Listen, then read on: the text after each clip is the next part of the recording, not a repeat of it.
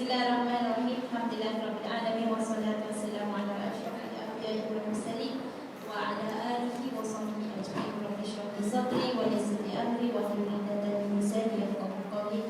Assalamualaikum warahmatullahi wabarakatuh. Tak izin ambil mikrofonnya itu.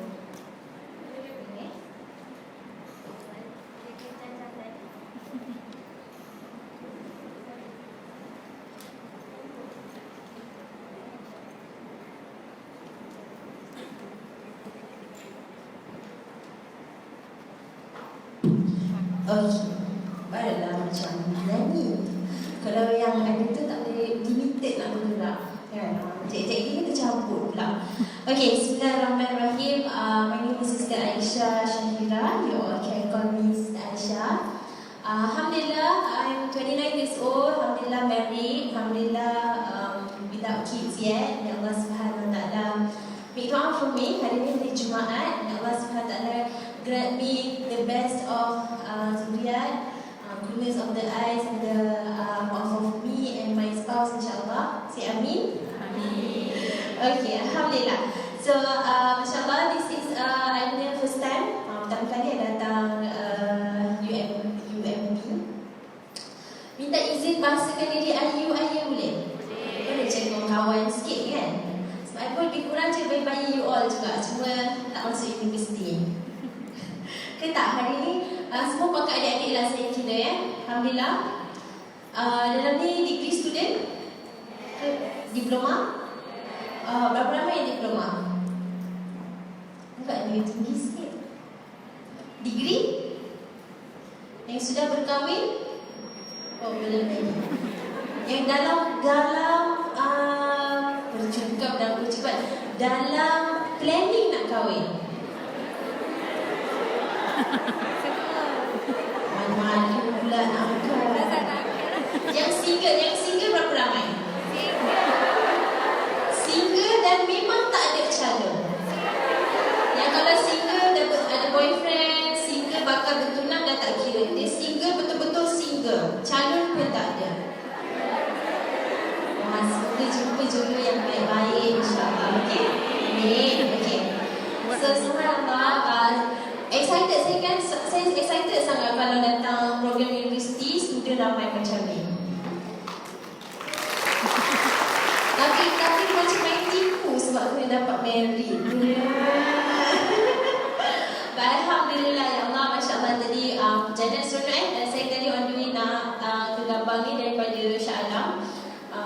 Saya sudah lama sangat tak ada perjalanan nak ke area sini lah. Jadi saya macam dah terlupa highway tu bentuk dia macam mana. Lepas tu tengok highway nak ke Gambang ni, Masya Allah sangat kosong kan. Masuk kiri kanan masih lagi banyak pokok, Alhamdulillah. Kerana Allah Ta'ala memudahkan. Okay, so hari ni saya nak berkongsi sedikit pasal Al-Quran. Saya nak ceritakan dengan adik-adik. Saya cerita dengan adik-adik yang macam mana Al-Quran ni dia sebenarnya sangat penting. Siapa dekat sini kalau boleh dia nak jadi BFF dengan Al-Quran ni?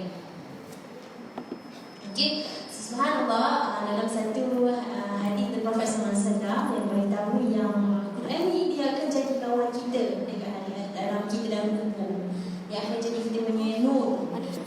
Kan sesuatu kalau boleh kita bila belajar pasal Al-Quran ataupun bila kita mendengar Al-Quran ni, biar dia orang kata macam at the end of the day menjadi nur untuk kita dekat dalam kubur. So jangan ada nak mengusik kan? Okay. So jangan maksudnya tak nak separuh jalan lah kan? Maksudnya kalau macam kita belajar, biar sampai habis, biar sampai kita graduate, biar sampai kita dapat kerja yang bagus, dapat dapat membantu ahli keluarga dan sebagainya. So dalam hidup kita first and foremost, Quran ni kita kena pegang dengan satu goal untuk dijadikan kita berjaya di dunia dan di akhirat. Okey? Sebab dalam banyak dalam contohnya dalam surah Al-Baqarah ayat 22 sampai ayat 25 Allah beritahu ciri-ciri orang yang berjaya. Kerana sebenarnya dia punya Quran dalam handphone boleh tengok, Allah beritahu ciri-ciri orang yang berjaya.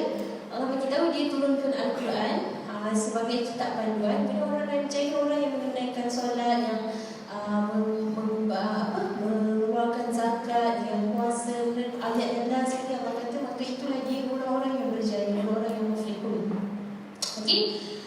saya nak kongsi, tapi bila saya macam tak nak buat talk ni macam banyak sangat info dan fakta. Okay, so kalau kita ada Q&A session, ada pengacara mahasiswa tadi, ada Q&A session 30 minit yang terakhir. Betul tak? Selalunya kan program macam tu, 30 minit yang terakhir. Jadi kalau sepanjang sesi ni ada sesiapa nak tanya soalan, boleh terus tanya, tak perlu tunggu last 30 minit. So saya punya pengalaman, kejap lagi the last 30 minit tu semua orang berdua-dua nak tanya soalan. Lagi kalau hari ni orang-orang UM faham ni, mesti macam lagi banyak sangat soalan nak tanya kan. Jadi kita cepatkan sikit dulu Q&A session, insyaAllah. Okay, so sebelum saya nak cerita pasal Quran, saya nak cerita dulu latar belakang diri saya. Saya bukan ustazah, okay. Saya tak pernah label diri sendiri ustazah lah. Tapi saya memang ada cita-cita nak bawa title ustazah tu. Tapi saya punya nak cakap ustazah ni, saya nak bidang saya in tajwid. Saya nak ajar teach Quran tajwid lah, bukan maksudnya bukan bahagian lain. Saya nak khusus saya adalah tajwid. So saya alhamdulillah anak muda biasa, muda nak cakap juga dia muda kan. Saya hanyalah seorang Quran taker, tak ada. Saya hanyalah seorang manusia biasa. Saya lalui banyak, alhamdulillah saya lalui perjalanan yang alhamdulillah yang Allah Ta'ala izinkan menjadikan saya hari ini. Dan saya salah satu saya punya goal dalam dakwah adalah untuk ajak lebih banyak anak-anak muda untuk diganti Quran dengan cara yang betul. Okay, so dulu masa saya tak praktisi, masa saya belum betul-betul praktis sebagai seorang muslim ni, Islam yang saya tahu dia antara halal dan haram saja. Dia tak pakai tudung haram, couple haram, apa lagi yang haram, makeup haram, skinny jeans haram, semua haram. Tak boleh tu, tak boleh itu je yang saya tahu. Okay, so sampai satu masa saya rasa macam susah lah agama ni. Tu tak boleh, ni tak boleh kan. Nak pakai tu, tak nak pakai tudung, kena marah kan. Saya rasa sampai satu masa bila saya tak nak, masa saya tak boleh hijab, it was an issue of everything. Kalau tak pakai hijab, solat tak terima. Tak pakai hijab, you puasa pun Allah tak terima.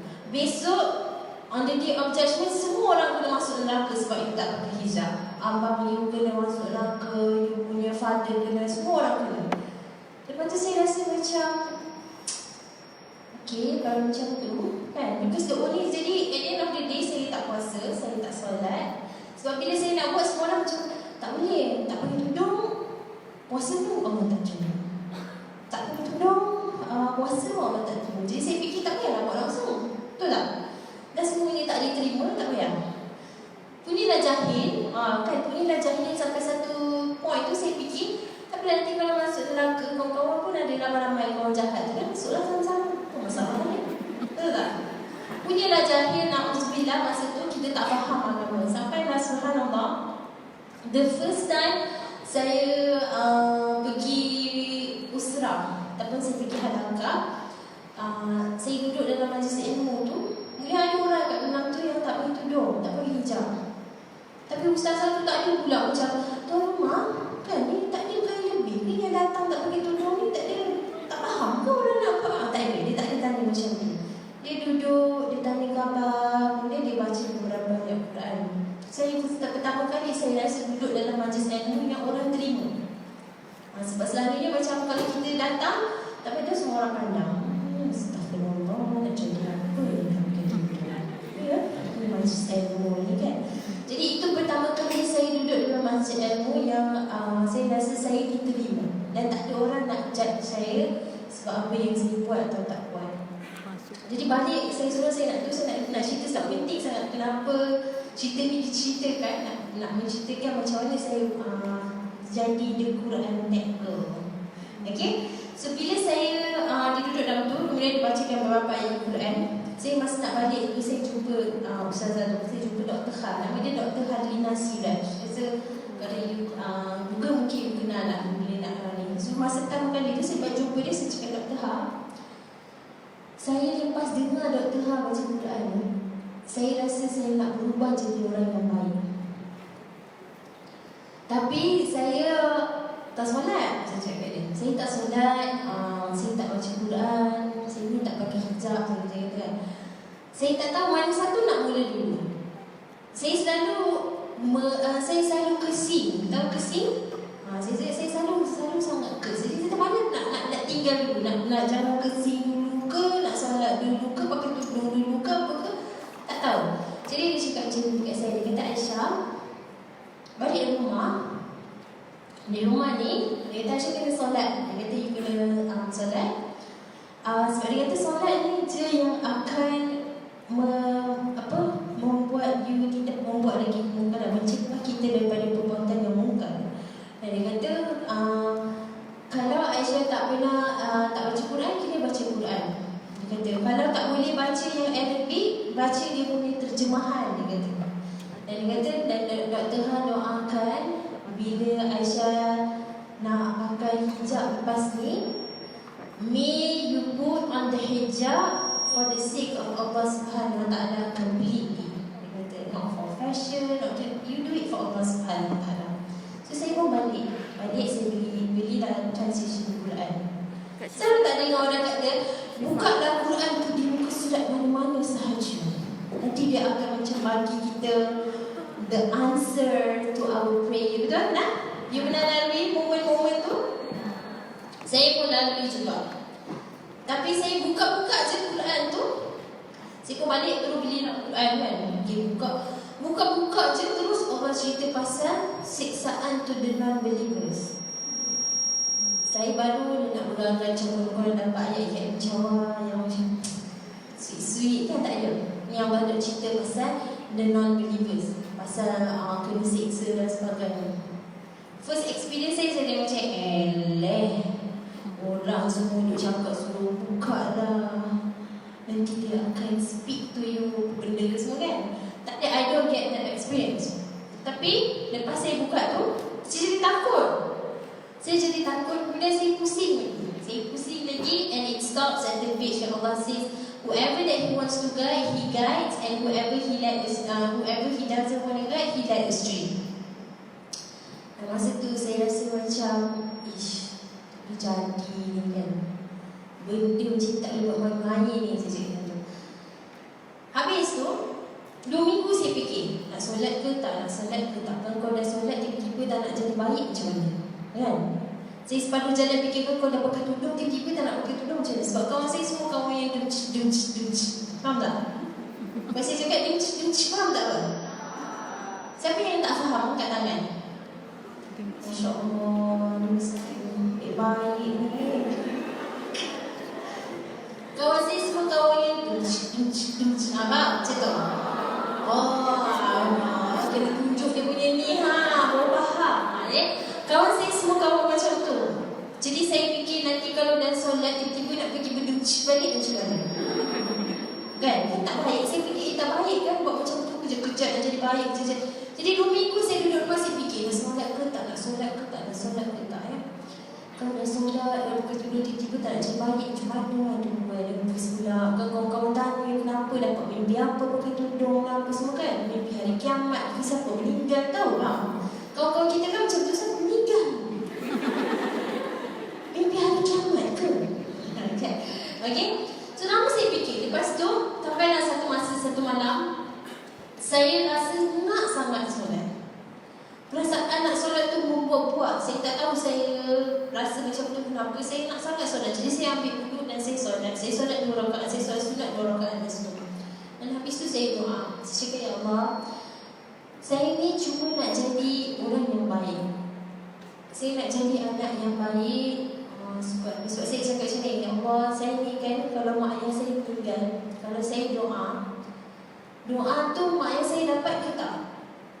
Jadi saya cuma nak jadi anak yang kalau dia doa, mak ayah dia dapat doa tu. Saya nak jadi anak yang baik. Isteri cakap, ya Allah, kalau ada apa yang in my possession now that is not good, take it away. If I have friends that are not good, they are not beneficial for me, take them away.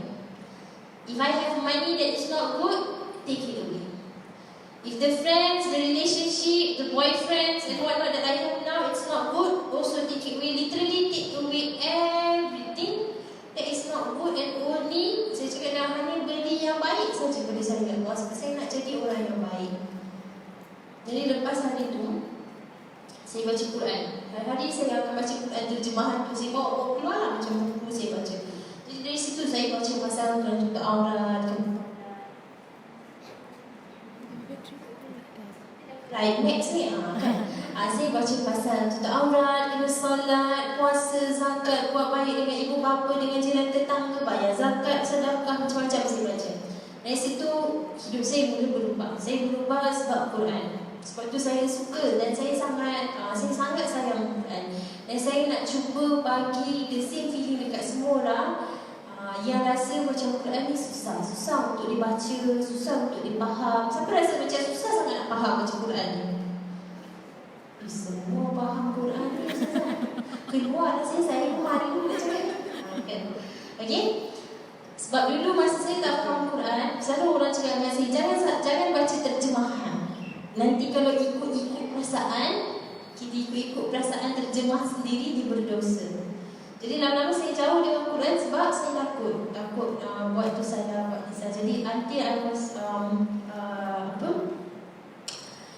introduced by the Quran, and Masya Allah, life change. So sebenarnya kita nak berubah, kita nak buat sesuatu yang baik dalam kehidupan kita ni, kita kena mula je dulu. Semalam pun saya ada bagi talk dekat UIA pun, saya cakap benda yang sama. Kalau kita nak berubah, kita kena buat je dulu. Kalau kita tak buat, kita tak tahu sebenarnya kita boleh buat atau tidak. Okay? So daripada situlah perjalanan saya dengan Quran bermula sampailah hari ini. Apa yang saya buat, dan saya punya goal dakwah hanya nak orang jangan takut dengan Quran. Sebab bila saya buat saya punya gathering ataupun bila saya buat saya punya workshop, rata-rata orang yang datang, kalau saya tanya kenapa ada dekat sini, semua mesti cakap masalah-masalah dia dengan Quran adalah tak faham, takut. Kemudian masyarakat kita very tabu. When it comes to Quran, kita selalu rasa Quran ni dia untuk orang yang supreme sahaja. Kalau you religious, you baru boleh baca. Kalau you pun pakai tudung macam pendek lagi, macam ni kan, macam ni, lepas tu tangan tak pakai handsock, kawan you tak bagi baca Quran. Dia letak acak-acak yang sangat kan. Kalau you tak pakai tudung, bila you cakap pasal Quran, people will judge you. Quran, it's meant for everybody. It's meant for you, for me, for the not yet Muslim, for the non-Muslim, everybody. It is meant for everybody. Allah turunkan ni untuk semua orang. Allah tak cakap bahawa Quran ni hanya untuk yang pakai tudung lapang sahaja, ataupun dia hanya untuk orang yang cukup solat dia 5 waktu sahaja, ataupun hanya untuk orang yang dia belajar dekat UIA. Kalau dia UMP gambar, bukan, dia tak boleh. Dia bukan geng-geng baca Quran, tak ada. Okay? So it is meant for everybody. Semua orang kena baca Quran. Dan kita kena under this concept sebab masyarakat kita dia dah jadi tabu dengan pendapat ni. Sebab tu banyak orang takut nak dekat dengan Quran sebab we are not making it easy for people to come back to Quran. Okay? So saya tulis buku Being a Quran Tech Girl. Okay? Saya tulis buku tu lancar tahun ni lah, bulan April hari tu, bulan Mac hari tu, masa pesta buku. Okay, dalam tu banyak saya ceritakan macam mana kita nak mulakan kita punya journey dengan Quran kalau kita tak pernah mula lagi. Maksudnya kita tak tahu daripada mana kita nak start, apa yang kita nak buat, boleh baca sendiri buku. Tapi saya nak kongsi sikit hari ini. Okay? So step yang pertama, nak punya hubungan dengan Quran ni, kena belilah Quran. Tu je. Okay? So beli Quran terjemahan. Siapa dah ada Quran terjemahan? Angkat tangan. Okay. Beli Quran terjemahan ni pun tak boleh saja-saja beli. Okay, tak boleh saja-saja beli dan tak boleh saja-saja ikut kawan. Tengok kawan pakai ni, tak boleh. Kawan pakai yang colour rainbow, kita pun tak ada. So saya nak bagi tips dulu macam mana kita nak pergi Quran terjemahan supaya you suka tengok you punya Quran. Sebab Quran ni you nak pegang dia your whole life. Kalau boleh you nak carry dia. Saya punya ni saya dah pakai Alhamdulillah 6 tahun dah. Ya, 6 tahun. Masa saya beli tahun masa tu saya umur 23. Okey. Okey, so saya nak bagi satu tips lah. Bukan 1, 2, 3 lah tips. Pertama sekali, bila you nak beli Quran translation, jangan ikut kawan. Kita orang perempuan suka ikut kawan kita kan. Berapa banyak barang kita beli, kita ikut kawan.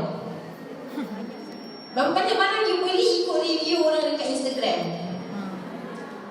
Kalau skincare tu 10,000, 10 jenis skincare orang cadang, 10 jenis saya ada. Betul? Tudung tu kalau kawan you cakap, tudung ni dia tak renyuk. Tengok ni renyuk-renyuk kan. Tak renyuk kan? Lepas tu nak listen. Tak payah kita nak letak je. Okey, beli. Berapa kali ada? Semua sabu. Kan? Kita orang perempuan tu memang cepat sangat terikut-ikut dengan kawan. Jadi, beli Quran terjemahan je jangan ikut kawan. Ikut apa yang you suka. Okey? Sebab satu kan, bila orang datang saya punya gathering, bawa Quran terjemahan macam-macam Quran terjemahan dibawa. Saya pernah pergi ada satu private session saya pergi rumah Datin ni. Dia ada 10 Quran terjemahan yang berbalut dengan Swarovski tu, 10 colour dia ada. Satu ikut match baju. Jadi hari ni nak pergi kelas ni pakai baju putih, ikut warna putih.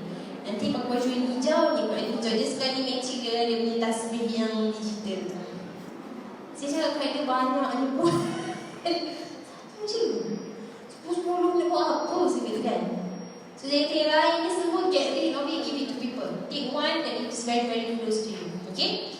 So cara you nak tengok Quran terjemahan yang sesuai. Nanti lepas ni kalau you nak pergi beli, you nak pergi you nak pergi kedai buku ke apa, dalam kedai buku tu duduk, buka dulu Quran terjemahan, tengok gaya bahasa dia, you boleh faham atau tidak. Okay. Kalau contoh macam you, sebab kita ada banyak sangat terjemahan. Okay. Kalau macam terjemahan English ni, you ada yang Sahih International, ada Ahmad sebenarnya apa, Syekh nama dia Muhammad Habib Syakir, banyaklah, terlampau banyak. Satu, bila buka, tengok dulu gaya bahasa dia. Okay. Tengok boleh faham ke tak faham. Kalau macam ni saya punya ni, saya tak berapa cadang sangat orang tu. Sebab dulu saya memang nak cari yang bahasa Inggeris. So saya beli yang ni, tapi dia punya gaya bahasa dia guna macam literature punya English. Jadi dia pakai down, T. Jadi kadang-kadang macam otak tengah jam sekejap ni, down, T ni siapa you, siapa I ke apa, macam tu. Ambil masa nak berfikir. Okay. So baca dulu. Kadang-kadang orang selalu beli yang cover dia cantik-cantik tu, tapi bila buka dia bahasa Indonesia. Contohnya macam ada satu saya baca tafsir, pokoknya daripada mana pula pokoknya. Jadi dia nak bagi tahu isu utama, pokoknya. Yang saya dia baca pokoknya, apa pula pokok ada dekat sini, tak faham. Kan kita tak faham. Jadi sebab tu tak boleh main pilih je, you have to read. Kemudian paper, kertas yang dia guna. Kertas yang dia guna tu sesuai tak dengan material. Contoh kan, macam saya tak boleh pakai Quran yang pelangi-pelangi tu. Kertas pelangi-pelangi tu saya tak boleh. Sebab over the time, kalau macam kita baca sejam atau 2 jam, mata saya dah mula berpindah-pindah, dah pening kepala, tak boleh. Jadi saya kalau nak beli Quran, saya akan cari yang kertas ni warna putih, kosong lah. Maksudnya kosong, tak ada banyak, terlampau banyak corak-corak atau apa. So that's why it's one of the many important things. Jadi orang ingat macam Quran terjemahan ni main beli je kan, tak boleh. Dia macam kena ada klik dengan jiwa kita, sebab kita nak bawa dia hari-hari dan kita nak baca. Okay. Bila kita dah ada, okay, barulah kita boleh mulakan kita punya journey dengan Quran. Baru kita boleh baca kan. So kalau dalam dalam hubungan dengan Quran ni, apa antara masalah apa antara masalah utama you dengan Quran? Siapa nak kongsi? Sebab ada orang yang dah tersebut-sebut. Jadi saya tanya soalan, open to the floor. Apa antara masalah utama yang kita nak rectify dalam nak understanding the Quran? Siapa nak utarakan masalah dia? Ada? Jarang-jarang saya nak tanya soalan ni. Ke saya pilih je? Okey, yes. Tak apa, you cakap je kuat-kuat dari situ, insyaAllah. Salam saya. Macam sebelum saya tak adalah macam baca Quran selalu, tapi ada beberapa problem yang buat saya dekat dengan Quran nanti yang saya macam ragu-ragu sebab bacaan tajwid. Rasa bacaan tajwid itu tak bagus. Okey. So tajwid dia tak ada cara lain, memang kena belajar lah. Memang nak you kena belajar. Itulah saya dalam tak lama dah, saya sedap sebulan 2 ni saya dapat saya sanad tu. Maka bermulalah saya punya permulaan nak mengajar. Tapi whatever it is, tajwid you will have to recite from a teacher. You kena belajar lah. But one of the many things that can help you adalah through your apps. Okay, so bila you baca Quran, jangan baca-baca sendiri je.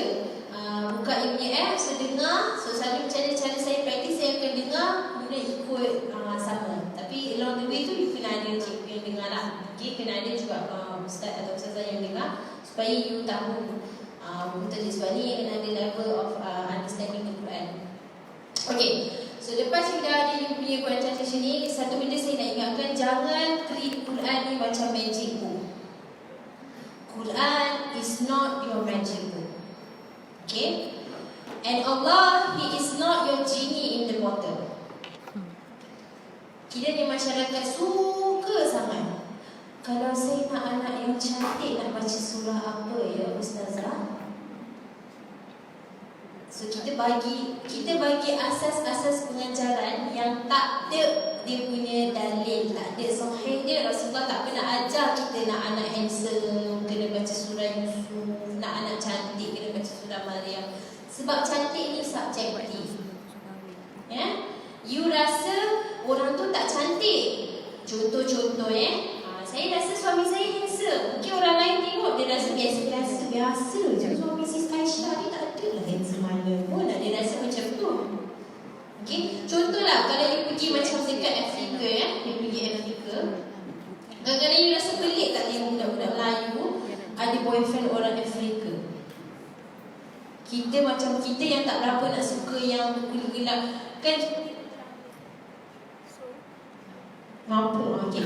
Yang tak berapa, saya kurang gemar orang yang muka. Jadi kalau saya nak cari pasangan, saya nak cari yang lebih kurang sama warna dengan tone dengan saya lah. Kan? Jadi kalau kita tengok, saya tengok orang yang ada boyfriend, saya pelik. Macam mana dia boleh suka mamak macam ni? Kan? Tapi pada dia, itu dah handsome sangat dah. So, cantik tu berbeza-beza. Kan? Biar dia sedap memandangi mata kita. Kadang-kadang orang macam budak-budak sekarang kan suka BTS. Saya suka BTS tak? Tak suka bagus semua. Astagfirullah. Kan? Oh lah sampai suka BTS saja lah. Okay? Saya kan bila saya pergi universiti anak-anak muda suka BTS, saya tak tahu apa yang orang suka dekat BTS tu. Tak faham pun kenapa. Jadi kan bila saya punya sister ni budak universiti kan, dia pun cerita dah yang Korea ni sebab apa gini. Lepas tu apa kadang-kadang saya tengok buat video buat macam ni pun dia nak jadi kan saya pun nak peliknya. Oh dah tak best langsung. Tapi bila saya cerita pasal Backstreet Boys, diorang lagi macam tak faham pun kenapa tak suka macam tu kan. Jadi maksudnya kita punya preferences berbeza. So one of the many things when you want to learn the deen, make sure it has basis. Kena ada dalil yang sahih. So kalau Rasulullah kata ada, baru ikut. Kalau tak ada, jangan buat benda yang, jangan ada-adakan benda yang tak ada. Okay, because it is going to kill the society. Macam itulah. Sampai hari ni kita tengok, saya pergi program kan, kadang-kadang mak-mak datang. balik minta saya doakanlah anak saya. Saya cakap kat dia, puan, doa puan ni yang rajin ustazah. Minta kasih saya pun tak kenal sama anak puan ni. Hari ni baru jumpa, saya kata kan. So saya cakap macam you should know your position in the deen. So bila kita, sebab bila saya keluar, banyak anak-anak muda perasaan dia macam tu, macam kita tak boleh nak dekat Al-Quran, kita tak berapa alim sangat, kita jarang-jarang baca, kita macam ni, kita macam tu. So saya nak semua orang buang persepsi tu. Semua orang kena baca Quran. Tak kisahlah you nak jadi apa, nak jadi artis pun dia kena baca Quran juga. You nak jadi lawyer pun dia kena baca Quran. Nak jadi fashion designer, nak jual tudung je ke, nak jadi business woman, nak jadi baker, nak jadi lecturer, you nak jadi suri rumah sekalipun, mesti kena baca Quran. Everybody has to know Quran. Boleh? Okay. So bila kita dah ada Quran, kita dah ada ni, the step is macam mana kita nak konsisten, ataupun macam ni kita nak rasa suka sangat baca Quran. Siapa yang kat sini tak miss baca Quran hari-hari?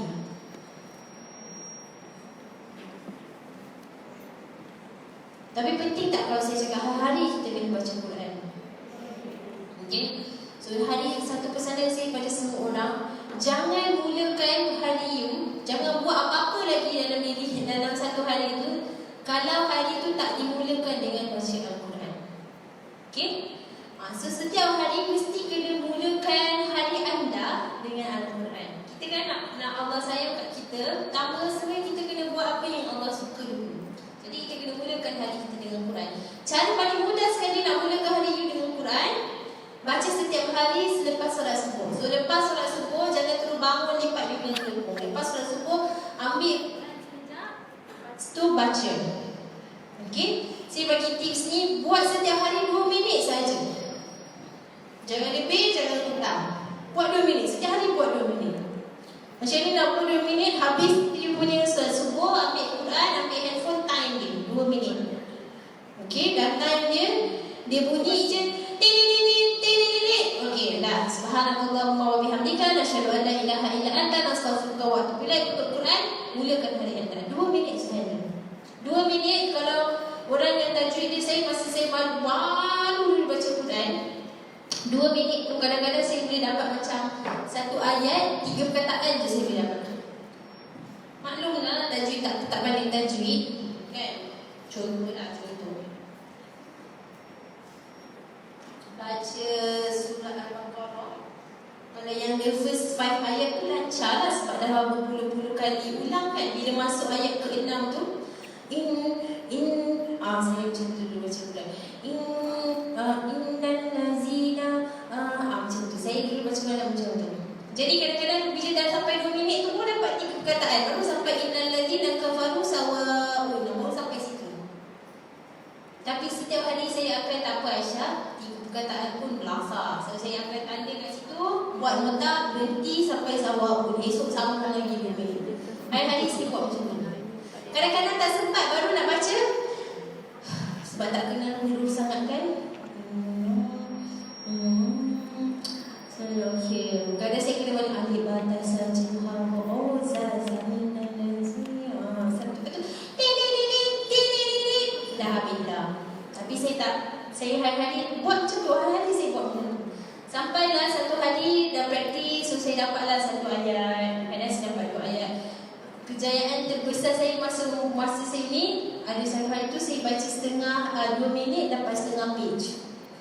Hari ni kalau saya baca 2 minit tu, saya boleh dapat 1 page lah. Sebenarnya 1 atau 1 page setengah. Okay. So setiap hari saya buat benda tu je, 2 minit. Hari-hari saya letakkan 2 minit. Okay. Saya tak pernah pergi panjang, saya tak pernah pergi kurang daripada tu. Selalunya bila panjang kan, faham tak perasaan macam hari ni nak macam baca Quran lebih sikit lah. Tak boleh jadi ni kawan dah habis juzuk 1, kita pun macam nak berlumba dengan dia kan. Jadi saya tak boleh, saya panjang je sikit, mulalah nak keluarkan handphone, nak buat Insta story, nak tunjuk semua orang. Jadi saya punya attention span tak boleh sangat. Jadi setiap hari saya akan buat 2 minit. 2 minit ni apa sahaja happy dan you nak try to buat. Contohnya you nak start baca buku, pun buat macam tu. Hari-hari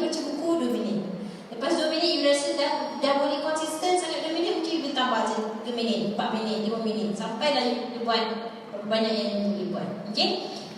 So bila saya dah start buat macam tu, dan saya start tadabbur Quran. Okay. Buat yang saya suka sangat baca Quran ni sebab saya tadabbur Quran. Quran ni you kena tadabbur.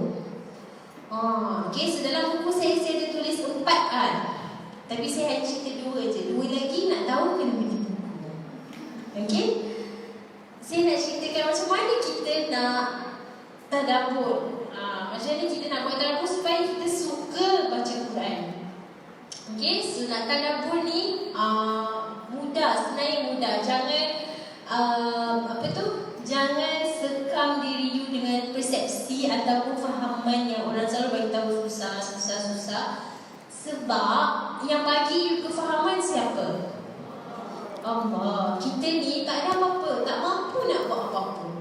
Hatta nak angkat tangan, nak kedip mata, nak berjalan, nak sampai ke gambang daripada Shah Alam ni, tak mampu nak buat apa-apa melainkan dengan izin Allah Subhanahu Wa Taala. Nak duduk dekat sini pun, kalau bukan kerana Allah, tak boleh. Okay? Nak belajar, sebab tu kadang-kadang orang tanya, kenapa saya belajar beria-ia macam kawan yang dapat. Kawan yang dapat 4 flat tu, datang kelas main tidur. Tiba-tiba nanti keluar exam dapat 4 flat. Saya ni bangun, study, buat quiz, jumpa lecturer, contact power, exercise. Asia tu 1000 kali dah saya buat. Bila pergi exam, tak juga dapat 4 flat. Kenapa? Sebab kefahaman kita, yang bagi kita kefahaman ni Allah Subhanahu Wa Taala. Jadi bila kita baca Quran pun, nak faham mesti kena minta dengan Allah. Setiap kali apa-apa saja yang you belajar, apa-apa saja yang you buat dalam hidup kan, apa-apa mulakan dengan doa. Mesti doa, ya Allah, saya nak faham Quran. Saya masa baru Quran kan, saya cakap, ya Allah, saya cuma nak jadi orang yang faham dan ikut apa Quran cakap. Hari-hari saya cakap begitu. Saya kata, ya Allah, saya ni tak pandai, tak mampu nak buat apa. Saya bukan datang daripada keluarga yang Islamic background. Banyak benda yang saya tak tahu pasal agama. Saya cuma nak jadi orang yang faham. Allah kena tolong saya. Hari itulah hari-hari saya cakap. Lepas tu bila saya dah belajar tajwid, saya doa hari-hari, ya Allah, jangan jumpakan saya dengan ustazah yang sabar nak ajar saya.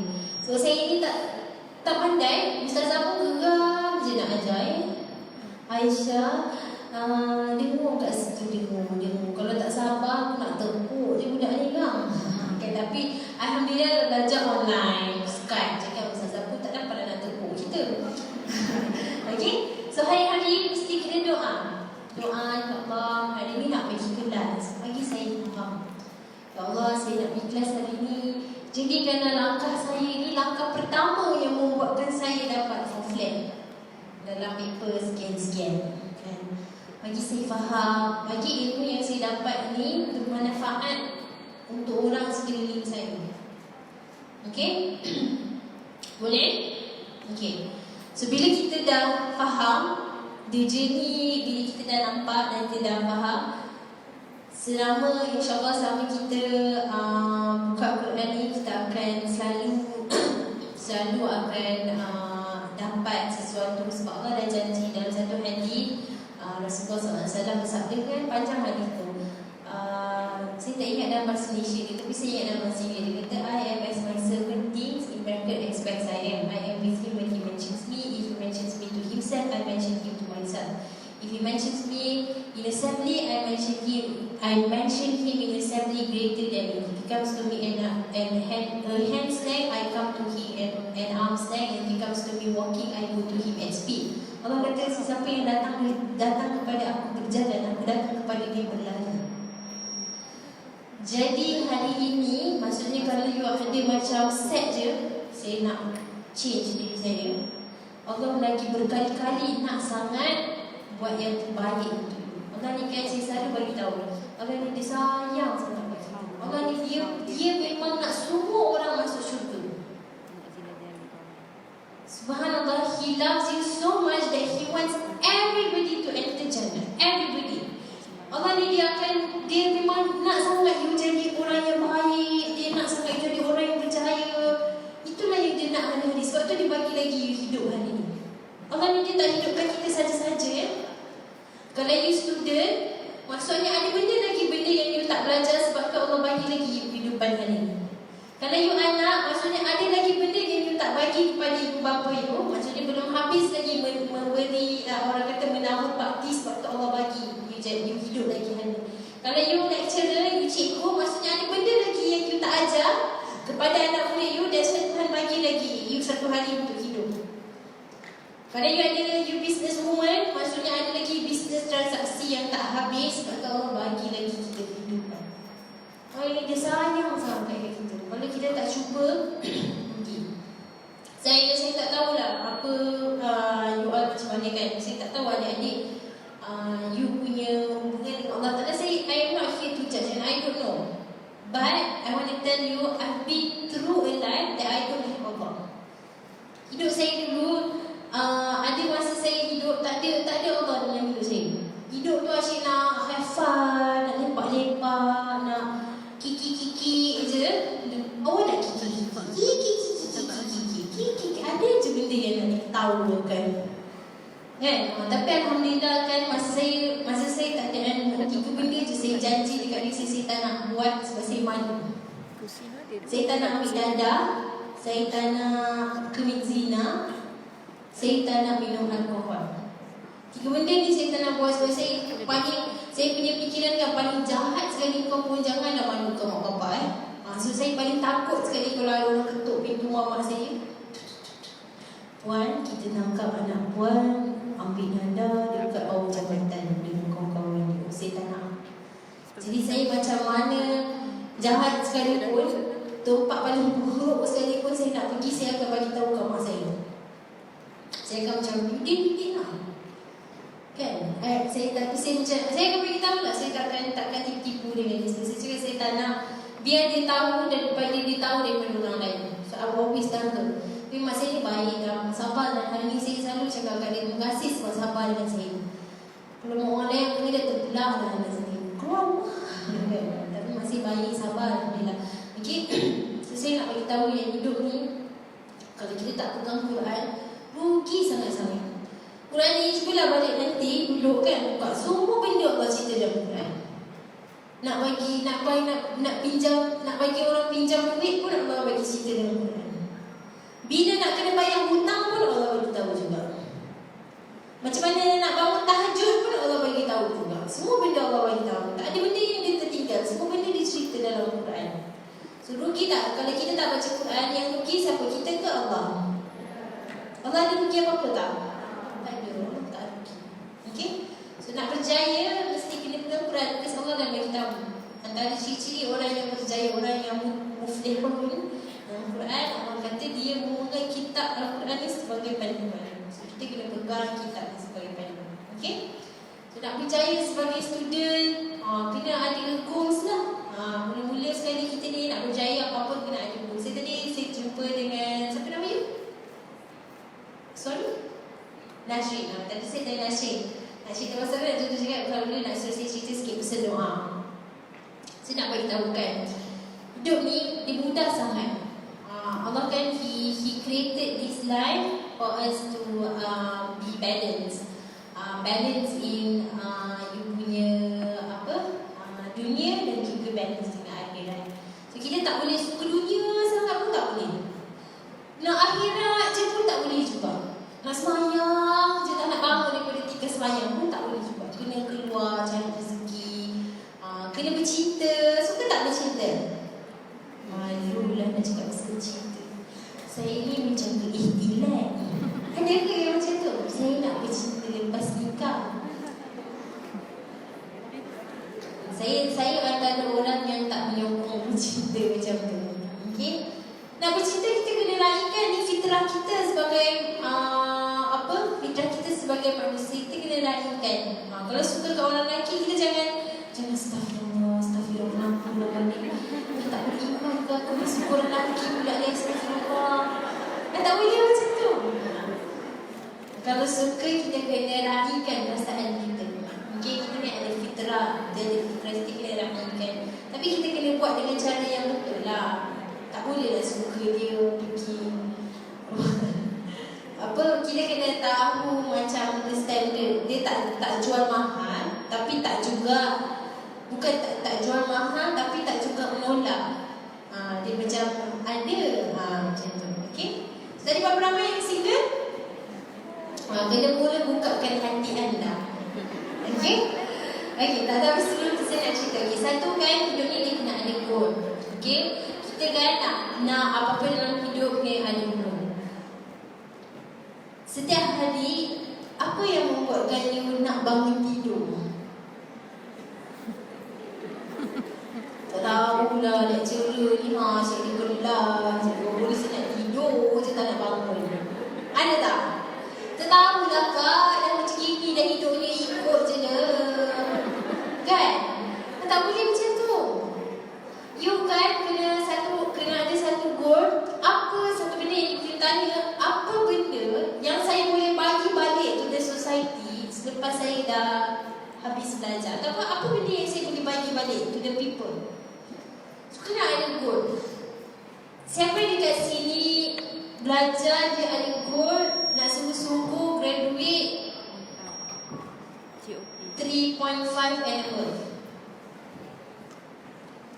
Tapi siapa rasa dia ada goal tu dan dia memang buat macam dia nak dapat 3.5?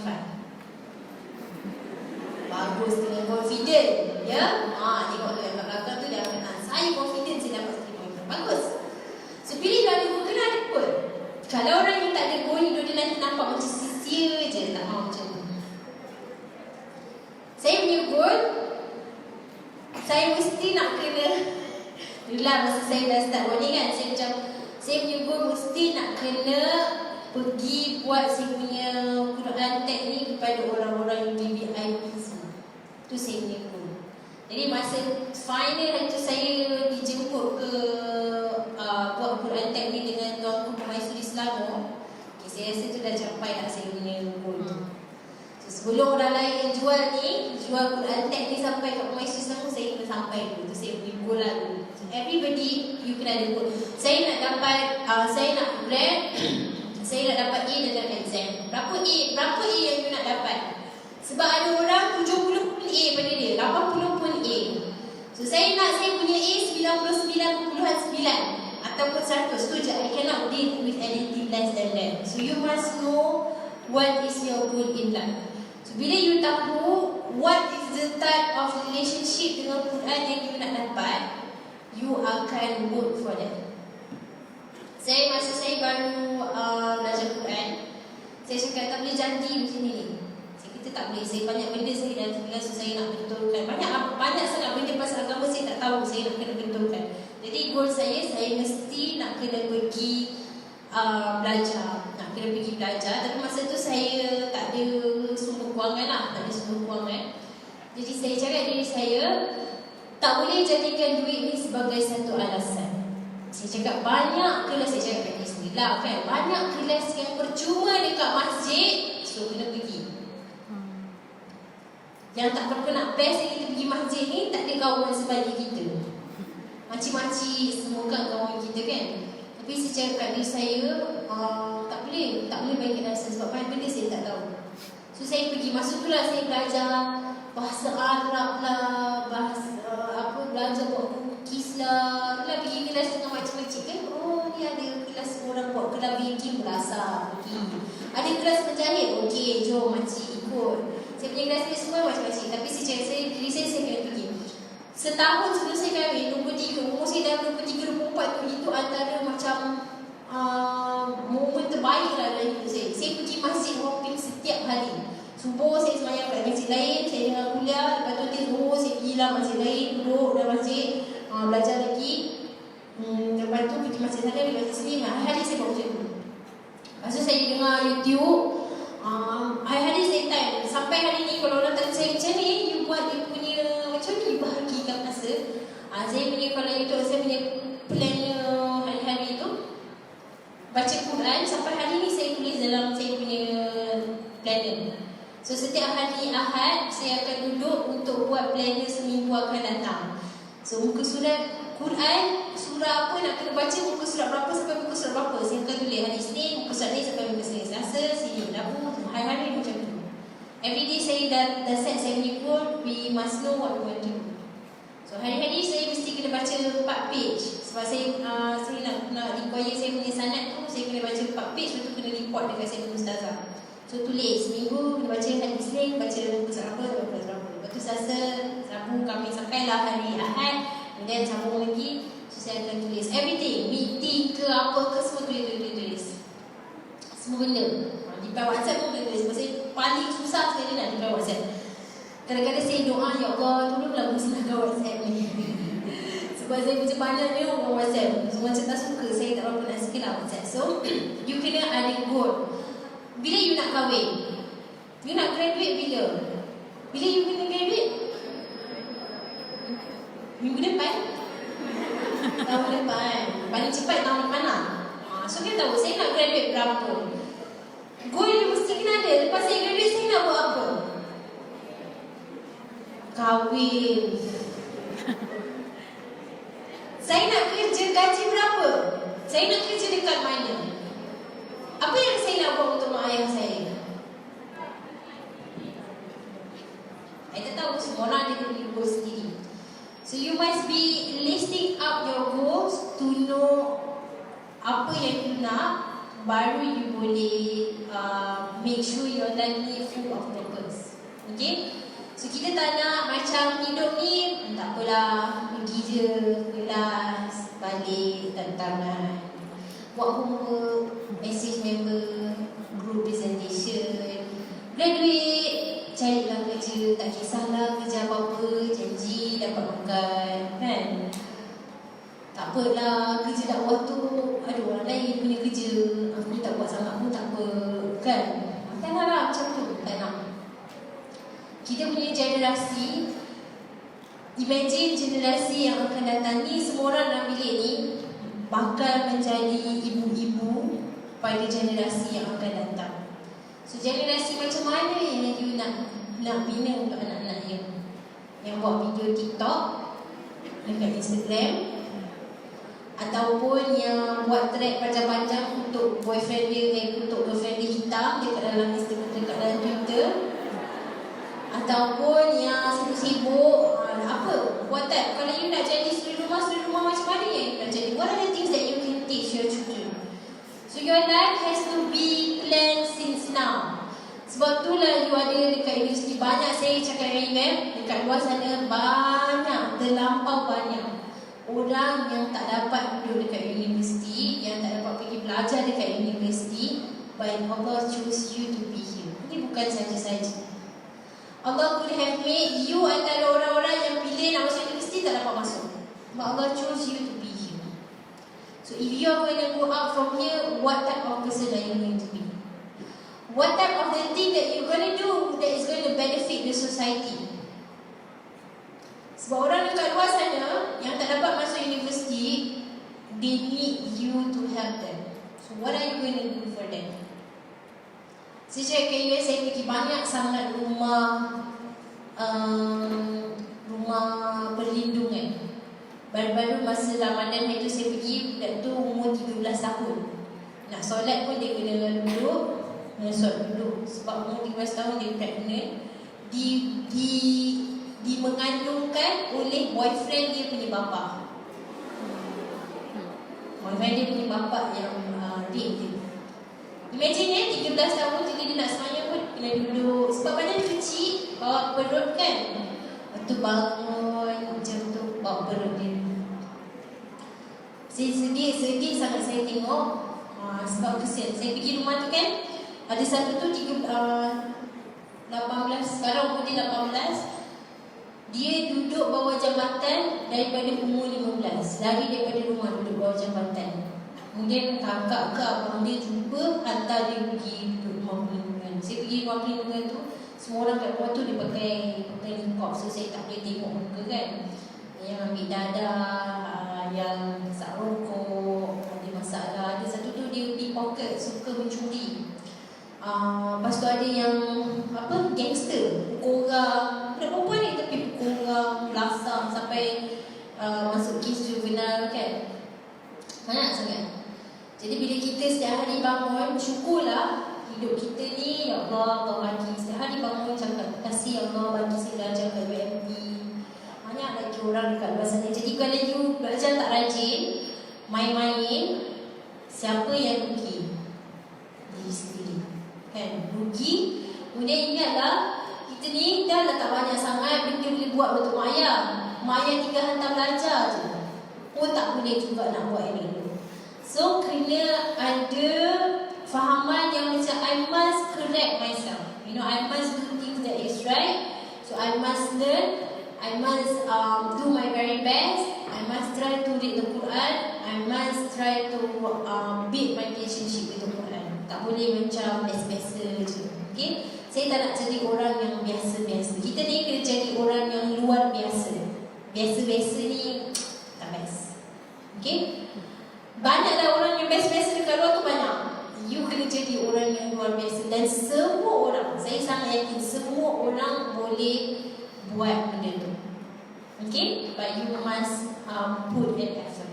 Okay, so before I want to continue a little bit about doa, anybody wants to ask any questions?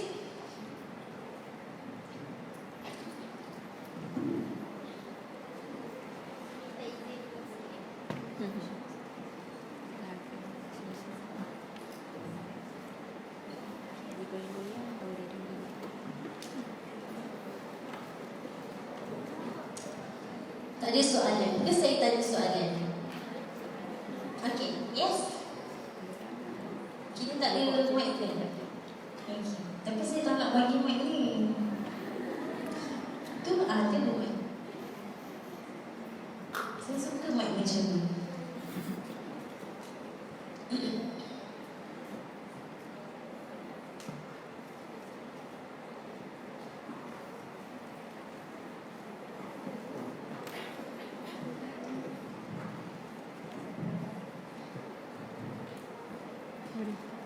Saya tunjuk mulai.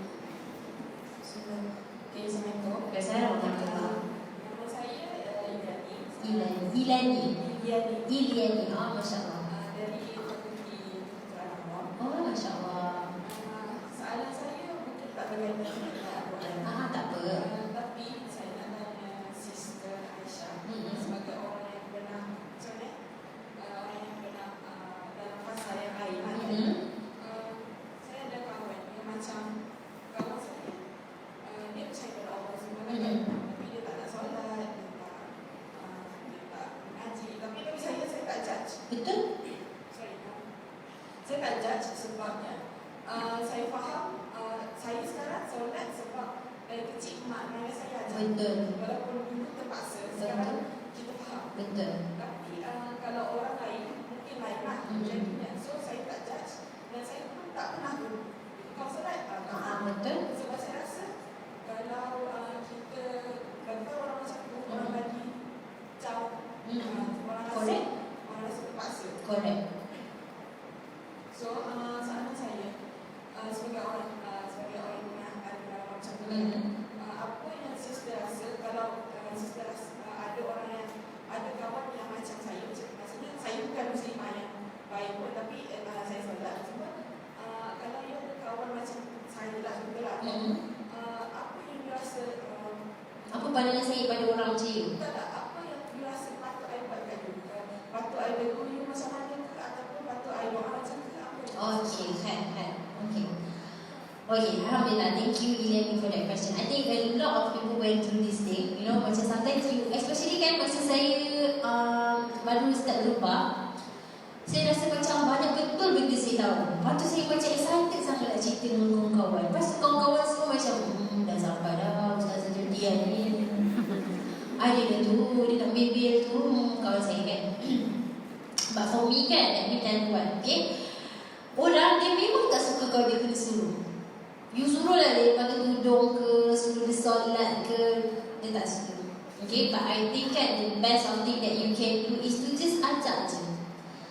Saya dulu ada kawan yang masa saya tak boleh tidur lah, masa dia tak solat semua. Dia tak pernah suruh pun, tapi dia ajak. Kadang-kadang macam cara dia ajak tu macam pelik tau. Okay, contohnya macam dia akan macam Aisyah, jom pergi Aisyah jom pergi solat. Dia jom, lepas tu contoh dia tak cakap jom, dia kata cakap jom teman saya solat, dia cakap macam tu. Lepas tu kita orang yang tak solat, dia tak boleh cakap saya tak solat, mana ada saya cikgu tapi saya tak solat. Saya tak tahu kalau kawan Saya akan macam cerita je. So kadang-kadang dia akan guna teknik macam Aisyah. Saya hari ni satu time tu saya ingat dia cakap, Aisyah tolonglah kita hari ni. Tu cakap kenapa? Kita just nak dapat 27 pahala. Lepas tu dia kata awak tak payah bawa-bawa, awak ikut je macam mana kita kelas. Sebab kita just nak ada orang kena ikut kat sebelah. Dia kata kalau kita nak dapat 27 pahala, kita kena ada orang ikut je kat sebelah. Itu je. Awak ikut. Lepas tu saya pun macam nak cakap tak solat ke, nampak sama jahilnya kan? Jadi saya pun macam okeylah saya ikut ada teman-teman kan. Lepas tu ada kadang-kadang tu dia akan macam Aisyah nak pergi solat macam ni, kita nak kat bawah, kalau saya kat bawah, lepas tu dia nak naik atas, seorang kan gelap apa semua. Dia akan macam teman duduk je kadang-kadang saya fikir macam bila dalam lama saya kat teman duduk, duduk je, apa salahnya aku ikut je. So dalam masa saya ikut je ada. Tapi biasalah kadang-kadang buat, kadang-kadang tak buat. Bila dah duduk dengan kawan yang lain, lain pula jadinya kan. So kan, but one thing I always wanted to, one of the many reasons I wanted to change was because my friends are not judging and I wanted to be like them.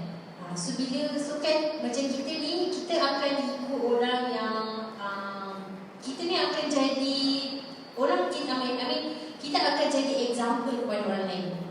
So you decide what type of example yang you nak jadi. Okay, I have sisters yang tak pakai tudung. Jadi saya ada adik yang kakak saya yang tak pakai tudung kan. Tapi saya tak pernah cakap.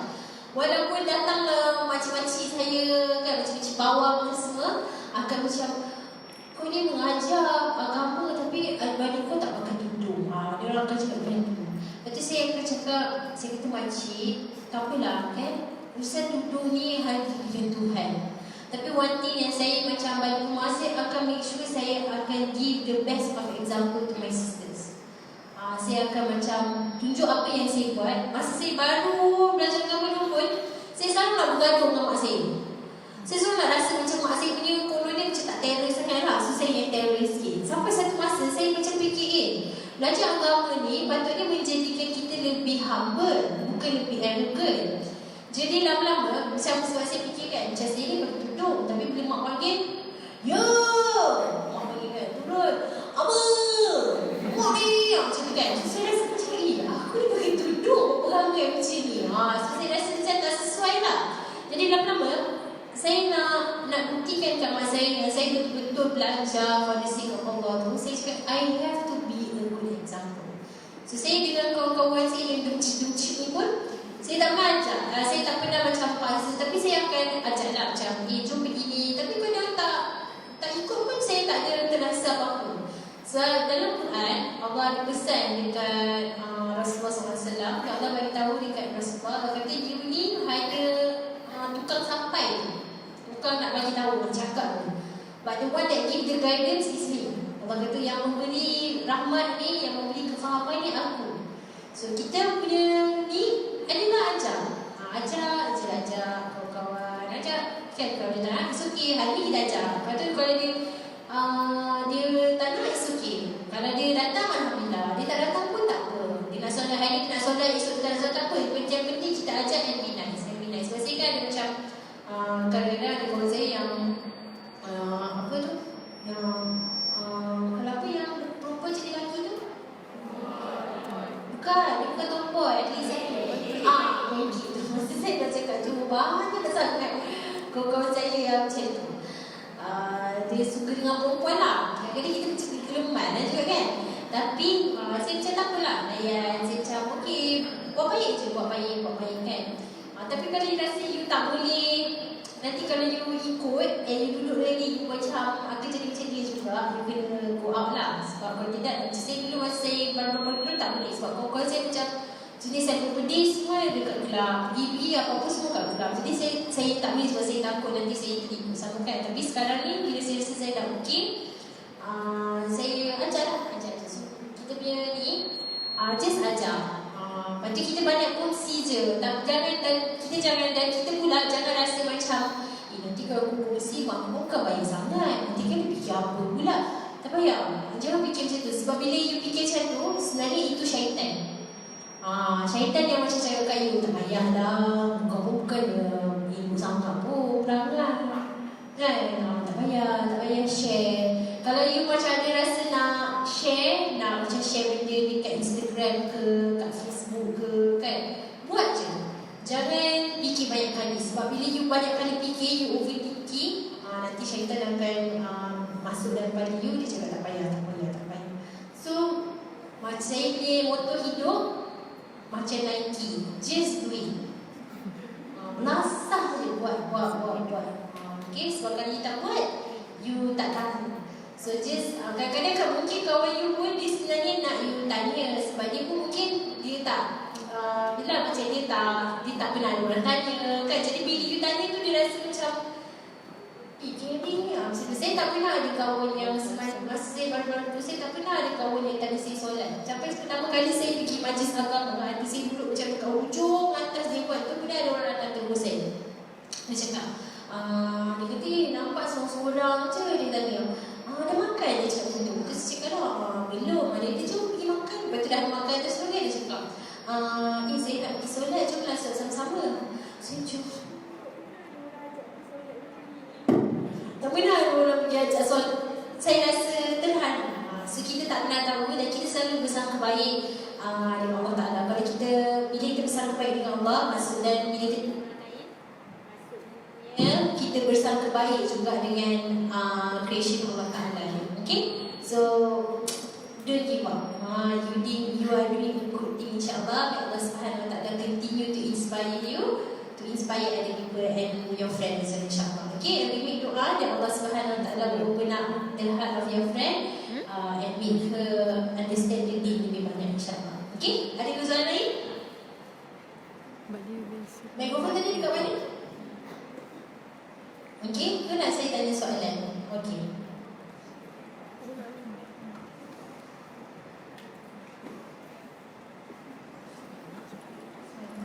Senang. Saya Akira.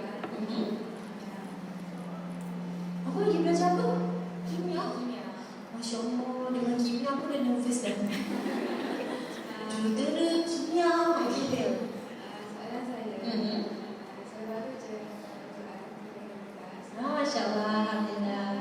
pintar balik nak buka African page 1 tu susah. So apa tips? Okay, so apa tips? Okay. Saya, Masya Allah, nama tadi siapa? Amira. Tabarakallah, you yang kata Al-Quran, Masya Allah. So kan, saya kalau dengar cerita orang kata Quran ni, saya seronok sangat. Sebab saya personally, saya tak pernah lagi kata Quran. Saya tak pernah kata Quran. Sebab saya punya baca Quran, it's always about tadabbur, kan. So bila saya dengar orang kata Quran, saya macam seronoknya dengar orang kata Quran. So even in Ramadan pun, saya tak pernah set tu kata Quran. Okay, macam mana kita nak enter balik? First and foremost is to set your intention, right? Kenapa you nak buat benda ni? Okay, kita baca Quran ni untuk apa sebenarnya? Nak ikut kawan ke? Nak ikut saja buat ke, kan? So, first and foremost is to set your intention, right? Okay? Secondly is to go at the pace yang you boleh buat. Okay, for example kan, macam saya selalu cakap kat orang, saya akan push diri saya 4 page per day. Tapi saya cakap kan, kalau orang yang dia macam for example, tapi saya 4 page sehari, saya tak ada anak. Ya, saya tak ada anak nak kena basuhkan pampers ke, nak tukarkan pampers. Kemudian saya duduk berdua je dengan suami saya. Suami saya pula dia memang sunnah. So dia kita macam relationship kita tak perlu kabur, tak perlu kabur macam siapa nak kena buat breakfast, tak ada. Macam kita bangun, makan sesama, relax je, tak ada kabur lah. Jadi saya tak payah nak perlu. Sekarang saya nak mic itu.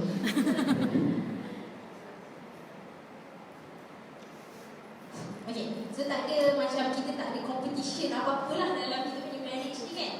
So saya selalu cakap dekat orang, tapi ada orang yang saya jumpa dalam kelas saya, dia kena bangun setiap hari pukul 5.30.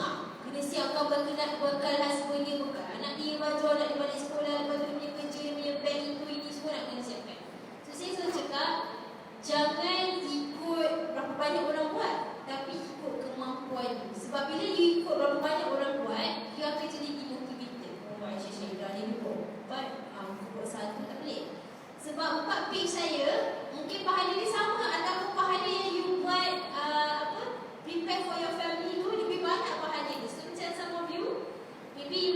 boleh buat 4. Because you have to attend class, you kena siapkan quiz, waktu you kena buat ni, pergi jumpa lecturer, lepas tu kena pergi apa kelas lah, itulah, inilah, aktiviti college lah, itu, ini lagi kan.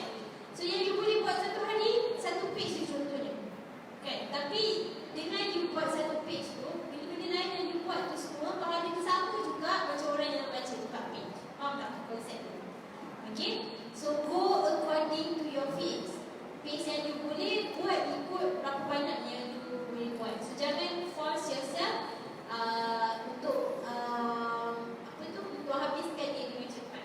Okay, so that alhamdulillah that you have khatam lah. So why not this time you change it to okay now because I did khatam. So what I'm going to do next is to tadabbur the Quran. So instead of reading just reading, so I'm going to take reflection from what I have read. Okay. So always, as I said, at the end of the day, it's all about setting your goals. Bila you set your goals right, you will know apa yang you nak capai. Okay, so macam okay, maybe Amira dia dah kata, so sekarang dia dah tahu dia nak start kata balik. So apa yang dia kena buat? Tapi dengan dia dah start apa, dah bersama belajar dan apa semua, macam mana nak dapatkan balik momentum?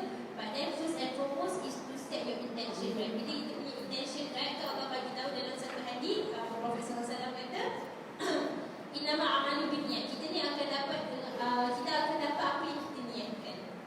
Okay, so make sure that you set your intention right. Intention is very very important. Okay, so kalau macam agak dah malas balik nak baca Quran tu, review balik your intention because that will help insyaAllah. Okay. Any questions? Saya nak ambil lagi satu soalan sebelum saya nak pause sikit pasal ni.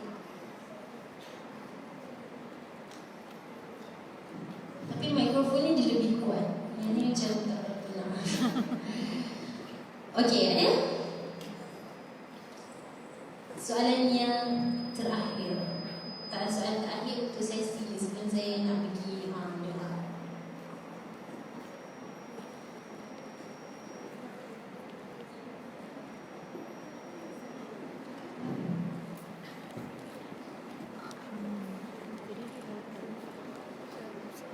Bismillahirrahmanirrahim. Nama saya Zafira dari Fakulti Kejuruteraan Kimia. Kejuruteraan Kimia pula cerita dah. Kimia aku cerita lagi. Saya nak jadi mungkin tak habis cerita saya sangat pasal Quran, tapi Tak apa. saya kawan. Kawan saya ni, dia sebelum ni dia pernah dia kata dia berubah, tapi dia berubah tu secara drastik sebab mak dia meninggal.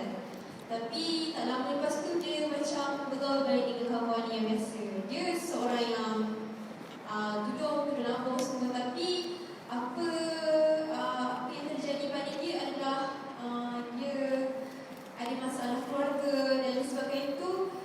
Dia cari lelaki untuk dapatkan sayang lah. Lepas tu lelaki yang dia jumpa tu Boleh kasih sayang. lelaki yang dia jumpa, sedangkan dia jumpa lelaki tu memang yelah bukan yang apa yang dia expect lah. Lepas tu dia rasa macam bila sekarang ni dia hadapi kesusahan, dia rasa macam dia perlu ke Allah, tapi dia takut kalau dia berubah lagi, adakah Allah terima? Adakah berubah itu akan istiqamah? Itu yang dia takut sekarang. So apa pendapat sis? Okey. I suka soalan macam ni. Kenapa?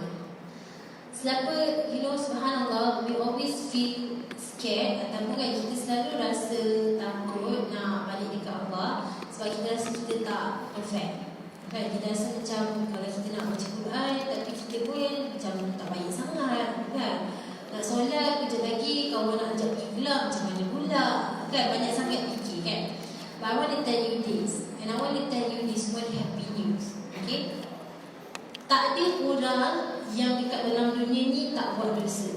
Tak ada. Setiap orang, semua orang, everybody, semua orang hari-hari dia buat dosa. Okay. And subhanallah, Allah, He does not need perfection from you. Faham? Allah dia tak perlukan you jadi perfect baru you boleh datang balik dekat dia. Tak ada. Dan dia tak perlu pun. Even kalau you tak perfect, you datang dekat dia pun dia okey. Kalau you tak baca Quran, you datang dekat dia does not need any perfect. Dia tak perlu you jadi orang yang perfect baru dia nak terima you. Tak, He does not need that. Allah, He just want you to know how to manage your sins. Maksudnya kalau you berbuat dosa, you tahu tak apa yang you nak kena buat lepas tu. Sebab tu dalam satu hadis yang Rasulullah SAW ada satu lelaki datang dekat dia, bagi tahu yang dia berzina. Lepas Rasulullah kata balik, jangan datang cakap kat dia, balik kali Rasulullah tolak dia kan. Sebab Rasulullah nak bagi tahu Allah, He does not need perfection. He does not need that. The fact that you buat dosa tu lah, yang you tak perfect tu, you kena pergi balik dekat Allah. Even for so many times you have to do the same thing, it is okay. Walaupun you dah buat, lepas tu you pergi balik, kemudian you ulang balik, it is okay. Selagi belum sampai you punya ajal dekat sini, selagi you belum tiba hari kiamat, you masih ada peluang untuk bertaubat. Buat balik cara yang betul. Memang sebab fitrah kita, iman dia ada ups and down.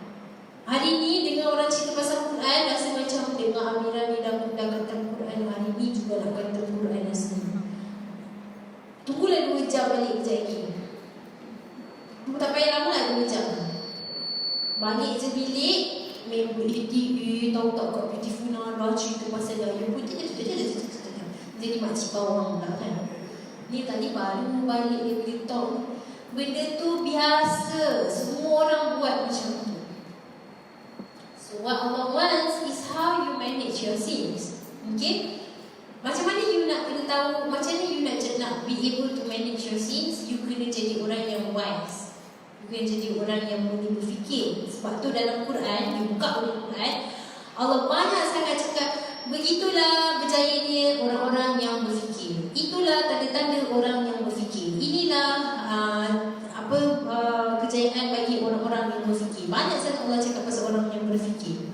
So you kena jadi orang yang wise. Macam mana you nak jadi orang yang wise? You kena seek knowledge.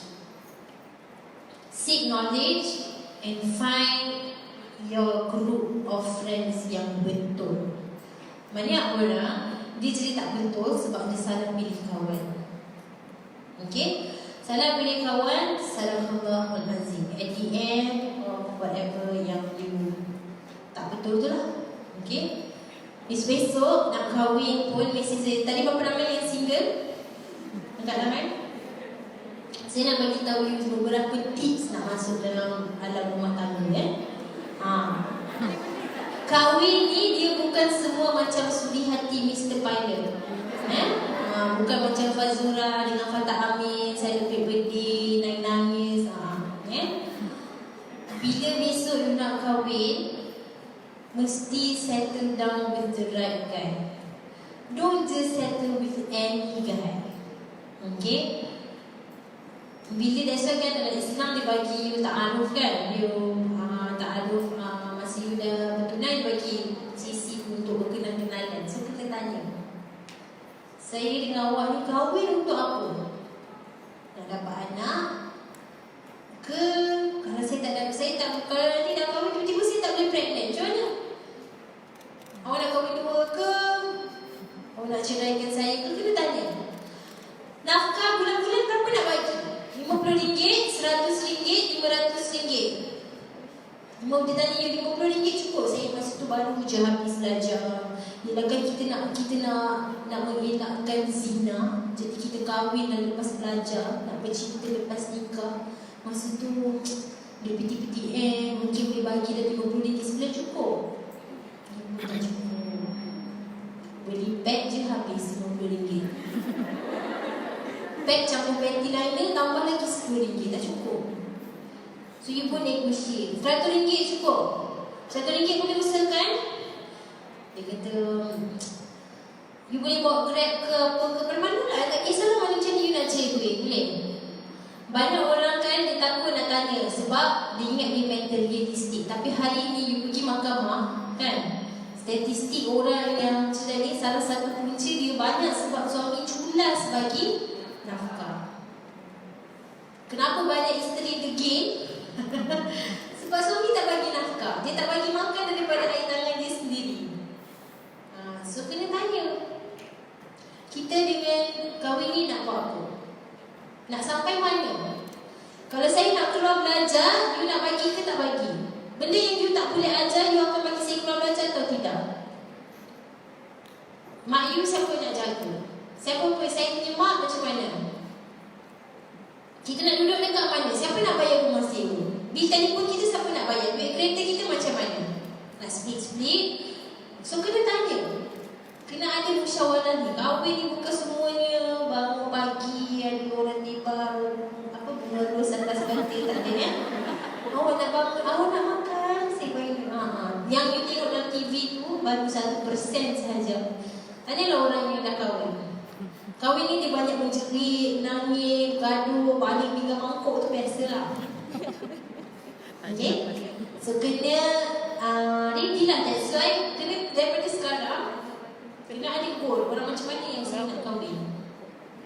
So kena tulis dalam doa. Saya masa nak kahwin, saya doa. Saya nak kahwin orang Kuala Lumpur saja. Buat daripada Kuala Lumpur saya tak nak. Sebab saya dibesarkan, mak ayah saya dulu kampung sama dekat Banting. Lepas tu kita hari raya pertama tu je bapa saya dah balik rumah, pergi bagi kucing makan lah, apa lah, betul dia pergi balik rumah nenek saya kan. Jadi kalau macam kita tertinggal baju raya ke apa, kita tak nervous lah. Oh boleh balik rumah ni, kita tak apa, jadi balik rumah. Jadi saya fikir kalau aku kahwin orang Kelantan ke orang Terengganu, tertinggal baju raya, tak kena marah. Bayar duit flight apa semua kan. Jadi saya doanya Allah, saya nak kahwin dengan orang Kuala Lumpur saja. So misalnya betul-betul orang Kuala Lumpur, makcik-pakcik dia semua duduk Kuala Lumpur satu taman. Jadi kalau hari raya kita tak keluar daripada Kuala Lumpur, memang betul-betul raya di Kuala Lumpur. Masya Allah. Okay. So make beautiful doa in your life. You know, always ask Allah Subhanahu Wa Taala grant you the best friends, kawan-kawan yang baik kan. So untuk siapa tadi ni yang tanya soalan tu, apa ni, what you can do is to continuously give her support. And bila kita nak dakwah dengan orang kan, kurangkan dulu, especially dengan orang-orang yang baru nak masuk Islam, baru nak betul-betul kenal Islam, baru nak faham banyak teenager ni kan. Banyak cakapkan tentang kasih sayang Allah. Allah dia sayang kat kita, sebab tu dia bagi setiap hari dia bagi kita rasa nak buat baik kan. Bila kita ada rasa nak buat baik, semua daripada Allah Ta'ala. Ada rasa nak baca Quran, ada rasa nak solat, ada rasa nak berubah, ni semua dari izin Allah. Allah bagi rasa tu supaya kita ambil tindakan. Okay, so bila you ada rasa nak buat baik ni, semua Allah bagi. Perasaan tu semua Allah bagi sebab nak jadikan dia orang yang baik. Okay, so banyakkan cakap dengan dia pasal-pasal kebaikan, insyaAllah. Okay, so saya nak tutup sikit dengan doa. Kalau dekat Kuala Lumpur, saya ada buat satu workshop, nama dia Raising Hand with Faith. Saya buat sharing session lah. So, saya nak ceritakan betapa saya sangat suka doa. Saya akan doa untuk semua benda dalam hidup, walaupun nak beli satu batang pen. Beli pen tu saya akan berdoa dekat Allah Ta'ala. Sebab kita kena ingat, tak ada apa yang kita boleh buat kalau bukan dengan izin Allah Ta'ala. Okay, so saya nak bagi beberapa cara lah kalau macam yang saya buat doa tu.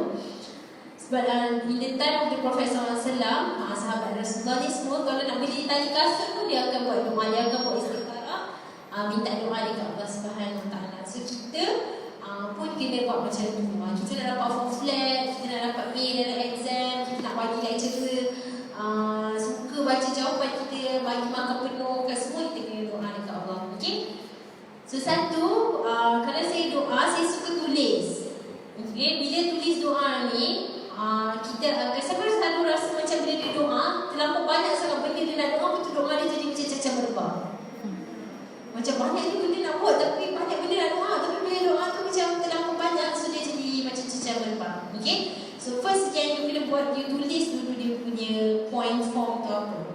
Okay, point form dia tulis point form dia dulu. Nampakkan macam okay, doa kesihatan untuk mak, bapak saya, apa best pula apa okey, rezeki apa, makan, duit, benda semua tu yang you tulis. Okey, bila dah tulis baru you construct you punya doa.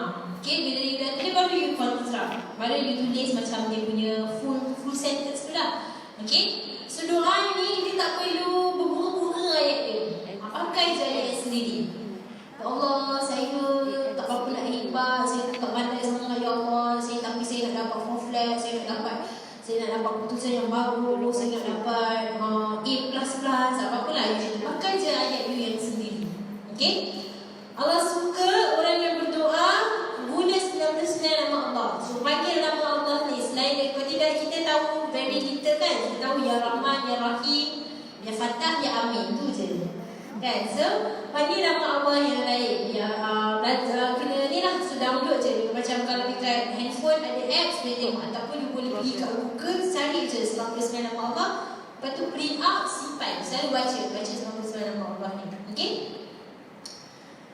bila you one thing you kena understand pasal doa ni you bukan kena buat lepas solat sahaja. Okay, doa ni dia 24 jam akses dia wifi yang paling laju sekali dengan Allah Ta'ala. So jangan jadikan habit doa ni mesti kena buat lepas solat, tak. So semasuk dalam kelas, tengah tunggu lecturer tak datang lagi, boleh baca doa. Tunggu member kata janji nak makan pukul 2, pukul 2.30 baru turun, 30 minit tu boleh buat doa. On the way nak pergi kelas, jalan kaki tu boleh baca doa. Malam before nak tidur boleh baca doa. Antara azan dan iqamah boleh baca doa. Waktu hujan turun boleh baca doa. Banyak sangat. So basically doa ni boleh baca bila-bila. Sebab selalu orang tanya saya, Habib kau ada doa panjang-panjang macam tu, bila ni nak baca? Kan sebab lepas semayang tu kan kita nak pergi kelas lah, Kak Aisyah, kita nak pergi tu lah, nak pergi sini lah kan. So jangan treat doa ni hanya lepas solat sahaja. Okay, so doa bila masa boleh buat. Sekarang itu duduk dalam tu pun boleh buat doa juga, tak ada masalah. Okay, the best of doa yang first and foremost adalah dengan puji Allah Subhanahu Wa Taala, kemudian selawat kepada Rasulullah SAW. Okay, itu macam antara adab berdoa lah. Okay, so yang paling mudah sekali you boleh buat apa? Alhamdulillahirabbil alamin wassalatu wassalamu ala asyrafil anbiya'i wal mursalin wa ala alihi washabbihi ajma'in. Itu yang paling simple ataupun yang kita dah sampaikan. Okay, dan tulis. Dan satu lagi saya selalu, kalau tak pernah tengok dekat Instagram, sebelum tu saya nak jual Instagram saya, boleh follow sekarang. Okay, ada nama tak? Nama dia Aisyah Syahidah tu, boleh search. Saya selalu kongsi pasal TTA dekat dalam saya punya Instagram. So TTA ni maksud dia talk to Allah. Okay, setiap hari cakap je apa-apa dengan Allah Ta'ala, apa-apa pun boleh. Ya Allah, hari ni kan saya teringin sangat nak makan KFC. Allah kan kaya, baik, Allah kan yang pemilik semua rezeki, bagilah kawan saya belanja saya KFC. Hari-hari cakap je, ya Allah, hari ni kejap lagi saya nak pergi buat presentation, terus lah. Saya takut nanti saya buat benda yang salah. Saya cakap, ya Allah, bagi saya kefahaman, mudahkan, lancarkan apa yang saya akan cakap. Hari-hari cerita je. Ya Allah, hari ni kan, terima kasih Allah, hari ni kan pakai tudung sekejap 2 minit dah siap, tak payah nak kan, sekejap je 2 minit tetap okey dah, cantik. Sebab ada hari saya pakai tudung 80 kali minit pun tak settle juga. Hari ni kan, ya Allah, terima kasih sangat saya pakai eyeliner, my eyeliner is on point, settle kerja hari satu kali cantik, dah cantik dah. Hari-hari just cerita sesuatu dengan Allah Ta'ala. Sebab tu yang akan buat relationship kita dengan Allah akan bertambah baik. Hari-hari je cakap sesuatu, ya Allah, saya sedih sama kawan tak masukkan saya dalam dia punya list close friends. Lepas tu member cerita dia letak ni, tapi saya tak tahu pun sebab dia tak masuk. Kalau saya sedih, kalau saya ni dah anggap dia macam orang baik, tak apa, cerita je, everyday cerita je. Ya Allah, saya macam marah sangat sebab kawan saya tu buat kerja dan masuk dalam grup, tapi dia tak buat kerja. Tapi bila cerita kat lecturer, dia lah yang paling gebang sekali, macam tak dia buat kerja. Geram ni. Tapi ya Allah, tak apalah kan, orang yang sesabar, la yukallifullahu nafsan illa wus'aha. Sebab Allah kata dia takkan uji saya selagi kalau saya tak mampu, suruh saya mampu benda ni, saya nak sabar. Maka hari-hari cerita. Saya sangat suka. Saya hari-hari itu adalah antara benda yang saya look forward sangat. Tadi masa saya on the way nak pergi the listening, sebab saya nampak macam hijau kan. Macam-macam saya cerita. Saya ya Allah, saya ingat saya ada cita-cita. Saya nak pergi umrah, saya nak buat tu, saya nak buat ni, saya nak pergi. Hari-hari saya akan cerita je. So talk to Allah anything. Every day just tell him something. Like don't go a day not telling him things. Allah kan, he is as-sami'. Dia suka mendengar. Allah ni dia sangat suka mendengar. You tahu tak kalau macam you asyik bercerita je orang jadi boring? Faham tak? Kalau macam you cerita kat member-member macam mana? Bila dah dia nak habis kan? Tapi Allah tak. He likes, he is as-sami'. One of the attributes of Allah, dia maha mendengar. Dan dia sangat suka mendengar. Sangat-sangat suka. Like he is always waiting for someone to tell him something. So he is actually waiting for all of you to tell him things. Tell him anything. I want to graduate on time, I want to good result, I nak jadi orang yang baik, apa-apa. I nak makan KFC, I nak makan McD, I nak makan apa, nak makan itu, nak makan ni, cerita. I nak beli itu, I nak beli ni, semua cerita. Everything cerita dekat Allah SWT.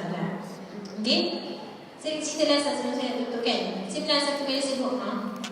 Saya kat Allah dan saya kata, ya Allah, saya tengok orang masa tu macam update orang beli ni, orang cerita pasal apa dia beli tak scarf tau. So saya cerita lah, saya kata, ya Allah, best kan tengok orang beli tak scarf ni. Tapi saya nak pakai tak scarf, tapi saya tak nak beli, saya nak dapat percuma. Sebab saya rasa macam tak cukup lah nak beli ni, duit tak cukup nak beli sendiri ni. Saya nak dapat percuma saya dah. Hujung bulan tu saya dapat 4 kotak tak scarf daripada saya punya student. Dan 4 orang bagi. Masa tu saya pergi Singapore, dia bagi 2. Lepas tu saya balik tu ada saya punya student hantar daripada Ordway dan JB. Semua yang dia hantar yang dark scarf yang LE, yang limited edition. Okay. So hari-hari saya akan cerita, ya Allah itu, ya Allah nak ni, ya Allah saya, apa je perasaan you, raikan perasaan you dengan bercerita. Jadikan Allah the first one that you will always tell him things every single day. Sebelum orang lain, tell Allah Subhanahu Wa Taala. Okay, so insyaAllah I would love to meet all of you again in some other time. If you haven't follow my IG, saya jual lagi sekali saya punya IG, Aisyah Syahidah. If you happen to be in KL, I'm hosting a lot of workshops and also sharing sessions regarding Quran and also doa. So I would love to see more of you there. And I hope that you all semua berjaya graduate on time. You will all dapat 4 flat. You will become a very very inspirational people to the next generation. May Allah Subhanahu Wa Taala make it easy for you in your studies. May whatever difficulties that you went through, may Allah Subhanahu Wa Taala bring you out of it. Dan apa-apa yang susah bagi you, mudah-mudahan Allah, semoga Allah mudahkan. And we ask Allah Subhanahu Wa Taala to reunite all of us in the highest level of Jannah. Okay. So kalau hari ini hari pertama dan terakhir kita jumpa di dunia, may Allah Subhanahu Wa Taala reunite us again in Jannah so that we can give fist bump in Jannah. Okay. Kita jumpa balik, aku masuk Jannah. Yes, so fist bump in Jannah, insyaAllah. Okay. So we make Jannah our ultimate goal in this life, and may Allah Subhanahu Wa Taala grant all of our doa. And thank you for having me here. Minta maaf saya silap apa yang baik semua daripada Allah Subhanahu Wa Taala, yang tak baik tu datang daripada kelemahan diri saya sendiri yang Allah Taala izinkan terjadi. Mudah-mudahan saya untuk saya belajar, untuk saya baiki, dan untuk saya ambil tindakan pada setiap apa yang tidak baik. Subhanallahumma wa bihamdika, nasyhadu an la ilaha illa anta, nastaghfiruka wa atubu ilaik. Assalamualaikum warahmatullahi wabarakatuh.